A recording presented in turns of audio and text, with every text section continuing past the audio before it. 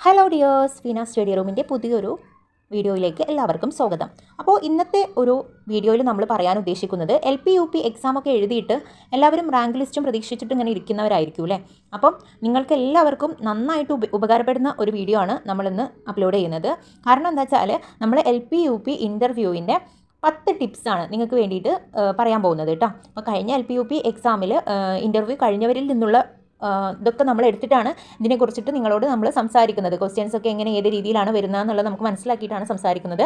അപ്പം ഒന്നാമത്തേതെന്ന് പറയുന്നത്, ഒന്നാമത്തെ ടിപ്പ് എന്ന് പറയുന്നത്, നമ്മൾ ഇനി മുതൽ ഇപ്പോൾ ഷോർട്ട് ലിസ്റ്റ് വരും എന്നുള്ളതൊക്കെ പറഞ്ഞിട്ടിരിക്കുന്ന ഒരു സമയമാണ്. അപ്പോൾ ഇനി വൈകിപ്പിക്കേണ്ട.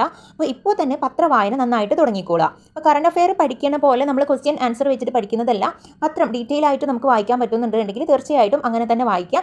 ഇല്ലാന്നുണ്ടെന്നുണ്ടെങ്കിൽ നിങ്ങൾ കറണ്ട് ആയിട്ടുള്ള എല്ലാ വിവരങ്ങളും കിട്ടുന്ന തരത്തിൽ വാർത്തകൾ കാണുക. അല്ലാന്നുണ്ടെങ്കിൽ വേറെ എന്തെങ്കിലും റിസോഴ്സ് വെച്ചിട്ട് നിങ്ങൾക്ക് വായിക്കുകയോ അല്ലെങ്കിൽ നിങ്ങൾക്ക് എങ്ങനെയാണോ കൂടുതൽ ഡീറ്റെയിൽസ് കിട്ടുന്ന രീതിയിൽ നിങ്ങൾ പത്രവായന ചെയ്യുക. അപ്പം ഇനിയുള്ള ദിവസങ്ങൾ എന്തായാലും മസ്റ്റായിട്ട് 1-2 പേപ്പറുകൾ വായിച്ചിരിക്കാൻ വേണ്ടിയിട്ട് ശ്രദ്ധിക്കുക. അടുത്ത ഒരു കാര്യം എന്ന് പറയുന്നത് ഹോബിയാണ്. നിങ്ങൾക്കൊരു ഹോബി, എന്തായാലും നിങ്ങളുടെ ഹോബി എന്താണെന്നുള്ള കാര്യം അവർ ചോദിക്കുന്നതായിരിക്കും. അപ്പോൾ നിങ്ങൾ ഒരു ഹോബി ഇപ്പോൾ തന്നെ സെറ്റ് ചെയ്യുക. നിങ്ങൾ എന്ത് ഹോബിയാണോ അവിടെ എഴുതാനോ അല്ലെങ്കിൽ പറയാനോ പോകുന്നത് വെച്ചാൽ അത് ഇപ്പോൾ തന്നെ സെറ്റ് ചെയ്യുക. എന്നിട്ട് ആ ഒരു ഹോബി, നമുക്കിപ്പോൾ വായിക്കാൻ ഹോബിയാണെന്നൊക്കെ, സിനിമ കാണൽ ഹോബിയാണ്, അല്ലെങ്കിൽ വേറെ എന്തെങ്കിലും ഹോബിയാണെന്നൊക്കെ പറഞ്ഞിട്ട് നമ്മൾ അവിടെ എഴുതി കൊടുക്കും. അവർ നമ്മളോട് അതിനെക്കുറിച്ചിട്ട് ക്വസ്റ്റ്യൻ ചോദിക്കുമ്പോൾ നമുക്ക് യാതൊരു വിധ അറിവും ഉണ്ടായിരിക്കില്ല. ചിലപ്പം റീഡിംഗ് ഒക്കെ ഹോബിയായിട്ട് കൊടുത്തവർക്ക് ഏത് പുസ്തകം താൻ ഈ അടുത്ത് വായിച്ചതെന്ന് പോലും ഒരു ഇതില്ലാത്ത രീതിയിലായിരിക്കും അവരുണ്ടാവുക. അപ്പം അതിന് വേണ്ടിയിട്ട് നിങ്ങൾ ഒരു ഹോബി സെറ്റ് ചെയ്യുക. എന്നിട്ട് ആ ഹോബി അതെന്താണോ, വായനയാണ് ഇഷ്ടം എന്നുണ്ടെങ്കിൽ നിങ്ങൾ കുറച്ചധികം പുസ്തകങ്ങൾ വായിക്കുക. ആരുടെ പുസ്തകമാണ് നിങ്ങൾക്ക് വായിക്കാൻ ഇഷ്ടം എന്ന് ചോദിച്ചിട്ട് അതിൽ നിന്നുള്ള ക്വസ്റ്റ്യൻസ് ആയിരിക്കും പിന്നീട് നിങ്ങൾക്ക് വരുന്നുണ്ടാവുക. അപ്പം ആ ഒരു ക്വസ്റ്റ്യൻസ് നിങ്ങൾ പ്രതീക്ഷിക്കണം. അപ്പം കമലാസുരയ്യയുടെ പുസ്തകങ്ങളാണെങ്കിൽ അവരുടെ ഏതൊക്കെ പുസ്തകങ്ങൾ ഉണ്ടെന്നും അവർക്ക് ഏതൊക്കെ അവാർഡുകൾ കിട്ടിയിട്ടുണ്ടെന്നും അതുപോലെ തന്നെ അവരെ കുറിച്ചിട്ട് കുറച്ച് ഡീപ്പായിട്ട് പഠിക്കുക. അവരുടെ പുസ്തകങ്ങൾ വായിച്ചിരിക്കാൻ വേണ്ടിയിട്ട് ശ്രമിക്കുക. മൂന്നാമത്തെ ടിപ്പ് എന്ന് പറയുന്നത് ടീച്ചിങ് ആണ്. അപ്പം നിലവിൽ പഠിപ്പിച്ചുകൊണ്ടിരിക്കുന്ന ആളുകളാണെങ്കിൽ ഡെയിലി വേജസിനും അതുപോലെ തന്നെ പ്രൈവറ്റ് സ്കൂളിലൊക്കെ പഠിപ്പിച്ചുകൊണ്ടിരിക്കുന്നവരാണെന്നുണ്ടെങ്കിൽ അവർക്ക് ഈ ഒരു കാര്യം അത്ര ബുദ്ധിമുട്ടുള്ള കാര്യമായിരിക്കില്ല. അവർക്ക് ആ ഒരു ടീച്ചിങ് നമുക്ക് ചെയ്തുകൊണ്ടിരിക്കുന്ന കാര്യമായതുകൊണ്ട് അവരോട് പെട്ടെന്ന് അത് ചെയ്യാൻ പറഞ്ഞാൽ നമുക്ക് പെട്ടെന്നൊരു പ്രശ്നം ഉണ്ടാവണമെന്നില്ല. അപ്പം അത് ചെയ്യാതെ വീട്ടിലിരിക്കുന്നവരാണെന്നുണ്ടെങ്കിൽ തീർച്ചയായിട്ടും നിങ്ങൾ 1-2 ക്ലാസ്സുകൾ, നിങ്ങളൊരു ടോപ്പിക്ക് തിരഞ്ഞെടുക്കുക. എന്നിട്ട് നിങ്ങൾ അതിനെക്കുറിച്ചിട്ട് ക്ലാസ് എടുത്തിട്ട് നോക്കുക. അപ്പോൾ മിററിലൊക്കെ നോക്കിയിട്ട് നമുക്ക് ക്ലാസ് ചെയ്യാവുന്നതേ ഉള്ളൂ. അപ്പോൾ അതുപോലെ നിങ്ങൾ ക്ലാസ് ചെയ്തിട്ട് നോക്കുക. പിന്നെ അതുപോലെ തന്നെ അത് നന്നായിട്ട് പ്രാക്ടീസ് ചെയ്യുക. പിന്നെ നമുക്ക് കിട്ടുന്ന ആ ഒരു ഏതൊരു കാര്യം വന്നാലും ഏതൊരു സന്ദർഭത്തെക്കുറിച്ചിട്ടാണ് നമ്മളോട് ക്ലാസ് എടുക്കാൻ പറഞ്ഞാലും നമ്മൾ പെട്ടെന്ന് തന്നെ അതിൽ നമ്മൾ ചിന്തിച്ചിട്ട് ചെയ്യാൻ പറ്റുന്ന രീതിയിലുള്ള ക്വസ്റ്റ്യൻസ് നമ്മൾ ഉണ്ടാക്കിയെടുക്കാൻ പറ്റുന്ന രീതിയിലുള്ള ക്ലാസ്സുകൾ എടുക്കാൻ വേണ്ടിയിട്ട് നിങ്ങൾ പ്രിപ്പയർ ചെയ്തിട്ട് ഇരിക്കണം. ഇപ്പോൾ തന്നെ അതിന് വേണ്ടിയിട്ട് തയ്യാറായിട്ടിരിക്കുക.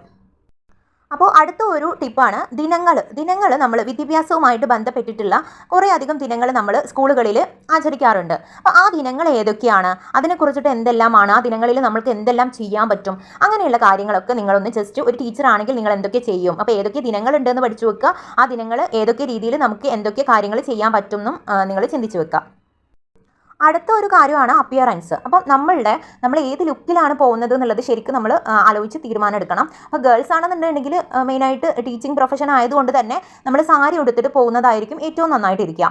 ബോയ്സ് ആണെന്നുണ്ടെങ്കിൽ അത്യാവശ്യം നല്ല രീതിയിൽ പാൻറ്റും ഷർട്ടും ഒക്കെ ആണെങ്കിലും തന്നെ ഇന്നൊക്കെ ചെയ്ത് അടിപൊളി ഒരു നല്ല ലുക്കിൽ പോകുന്നതായിരിക്കും എപ്പോഴും ഇൻ്റർവ്യൂവിന് പോകുമ്പോൾ. അതൊക്കെ നമ്മൾ ഡ്രസ്സിങ് സ്റ്റൈലും കൂടിയിട്ട് ശ്രദ്ധിക്കേണ്ടതാണ്. അതുപോലെ തന്നെ നമ്മൾ മുഖത്ത് നോക്കിയിട്ട് സംസാരിക്കാൻ വേണ്ടിയിട്ടും കണ്ണിൽ നോക്കിയിട്ട് സംസാരിക്കാൻ വേണ്ടിയിട്ടും ശ്രമിക്കുക.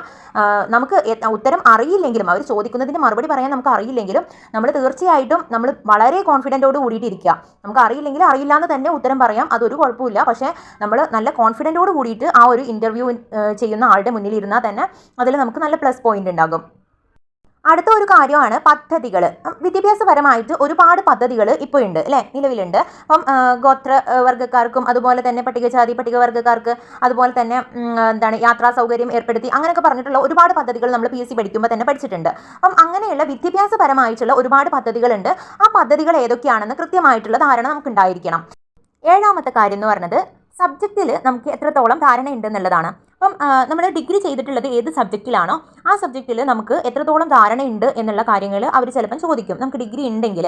പിന്നെ അതുപോലെ തന്നെ സബ്ജക്റ്റ് വൈസ് ആയിട്ടുള്ള കുറേ ക്വസ്റ്റ്യൻസ് നമുക്ക് പ്രതീക്ഷിക്കാം. അപ്പോൾ നമ്മൾ ഏതാണോ ഡിഗ്രി പഠിച്ചത് ആ ഒരു സബ്ജക്റ്റിൽ നമുക്ക് അത്യാവശ്യം നല്ല ധാരണ ഉണ്ടായിരിക്കുക.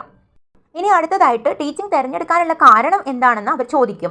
അപ്പോൾ നമ്മൾ കൃത്യമായിട്ട് അതിനൊരു മറുപടി പറയാനുണ്ടായിരിക്കണം. നമുക്ക് എന്താണോ, എന്തിനു വേണ്ടിയിട്ടാണ് ഈ ഒരു ടീച്ചിങ് പ്രൊഫഷൻ നമ്മൾ തിരഞ്ഞെടുത്തത് എന്നുള്ളതിൻ്റെ നല്ലൊരു മറുപടി അവർക്ക് കൊടുക്കാൻ വേണ്ടിയിട്ട് നമ്മൾ കോൺഫിഡൻ്റ് ആയിട്ട് പറയാനുള്ള ആ ഒരു മറുപടി നമ്മൾ ഉണ്ടാക്കി വെക്കുക. അടുത്തൊരു ഇമ്പോർട്ടൻ്റ് ആയിട്ടുള്ള പോയിന്റാണ് പുതിയ വിദ്യാഭ്യാസ നയം. ഇതിനെക്കുറിച്ചിട്ട് നമുക്ക് നല്ല ധാരണ ഉണ്ടായിരിക്കണം. കൂടുതൽ ക്ലാസ്സുകളൊക്കെ നമ്മളുടെ ഈ ഒരു ചാനൽ തന്നെ ഉണ്ടാകും, ഫോളോ ചെയ്യുക. അടുത്തതായിട്ട് 10ാമത്തത് സ്കൂളിൽ സൂക്ഷിക്കുന്ന പ്രധാന രേഖകൾ ഏതൊക്കെയാണെന്നും അതിനെക്കുറിച്ചിട്ട് നമുക്ക് നല്ല ധാരണയും ഉണ്ടായിരിക്കണം. അതുപോലെ തന്നെ സ്കൂളിൽ പ്രവർത്തിക്കുന്ന കമ്മിറ്റികളെ കുറിച്ചിട്ടും നമുക്ക് ധാരണ ഉണ്ടായിരിക്കണം.